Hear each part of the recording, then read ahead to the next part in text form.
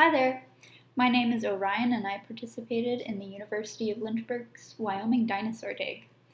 I am a sophomore at the College of William and Mary and I'm majoring in geology.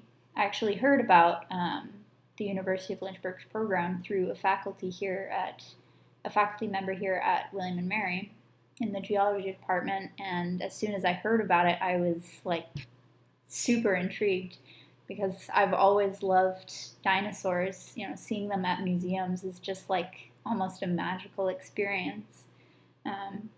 And to even consider the idea that I could be part of the process of, digging up a dinosaur, to having it in the lab and then displaying it and being able to use that to learn more about dinosaurs, that idea was just so cool to me. So I decided I really, really wanted to do this. So I got in touch with Dr. Heyer and got the ball rolling and then got enrolled into the program. Prior to actually heading to Wyoming, we did a few readings about the Morrison Formation, which is the rock unit in which we were digging.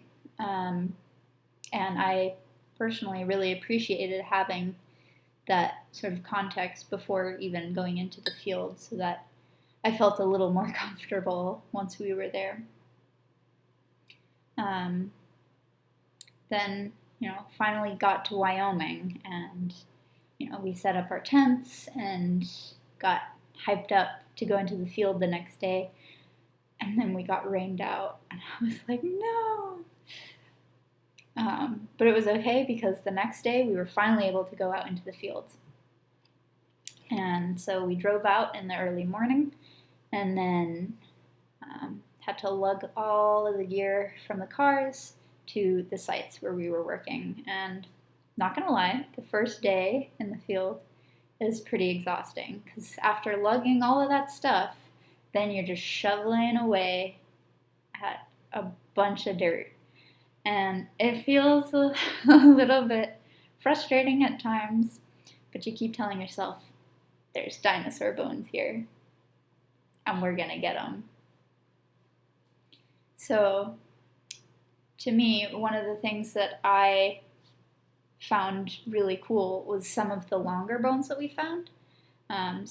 We found a femur and a bunch of rib bones and stuff, and something that I learned while working in the field is that you can take measurements of those longer bones and then plug that into a software which will then tell you where the bones are quote-unquote flowing, and so you can use that to help predict where you should dig next so you can find the rest of the skeleton.